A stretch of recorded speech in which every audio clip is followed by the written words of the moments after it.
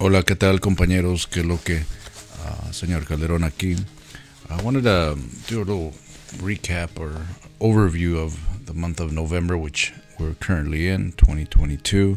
It is the month of independence for the beautiful country in Central America of Panama.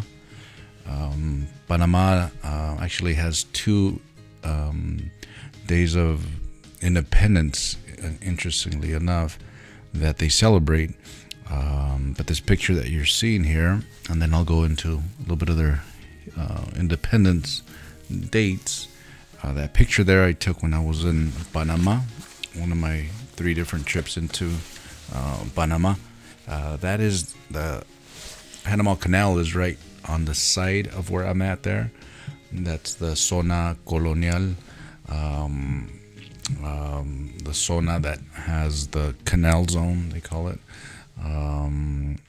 And you can see all the flags when I visited. It happened to be in the month of November. It was some years back. And you could just see they were very much euphoric, as any country would be about their independent states.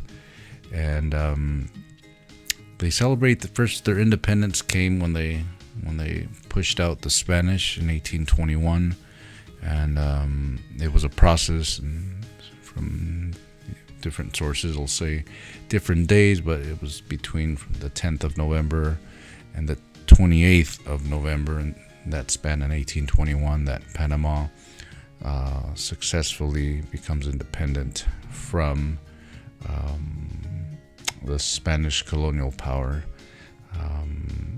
But interestingly enough, they were still part of, at that time, what is Colombia. And then in 1903, they become their own actual country, and they separate from Colombia.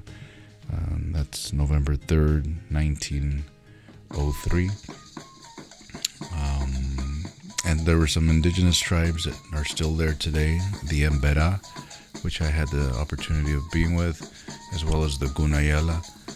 They were tribes that were there before Panama became its own country, and one of the stipulations of the Colombian nation, when Panama did break off and become its own country from Colombia, is that the indigenous tribes that were there before it became its own country would be respected. And when I was there, I definitely saw that. When I went into the comarcas, which are like the reservations, they did have their own autonomy, and it's a beautiful thing to see. And they managed to have a good working relationship, the Panamanian country and the indigenous tribes there. But this picture that you're seeing there is right there in the Panama Canal zone, La Zona Canalera, I think that's what they call it. And they, the United States had control of the canal for some years before they ceded it back to Panama, since they did help them build the canal. But anyways, I wanted to share the canal zone, right? That is a iconic, and when one thinks of Panama, they usually think of the Panama Canal, but there's many other beautiful areas of Panama, like Casco Viejo, which is in downtown Panama City, Panamá Viejo, which was not to be confused with Casco Viejo or Panamá Viejo and Casco Viejo. Panamá Viejo was the original area where they were going to found Panama City, but they ended up moving it to Casco Viejo, but you can still see the ruins of when you go to Panamá Viejo, which is a little to the side of Panama City, and you can see some of the ruins that were built there by the Spanish. But anyways, I did want to share that with you. They also have Zona Libre,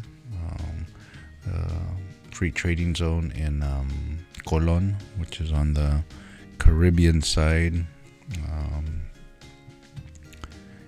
where one can go visit. I was able to be there, and you have Colon and Portobello, very beautiful areas over there on the other side of Panama City, the other side of the canal. But anyways, may Panama celebrate its Independence Month with great joy and prosperity. Latin America, a world of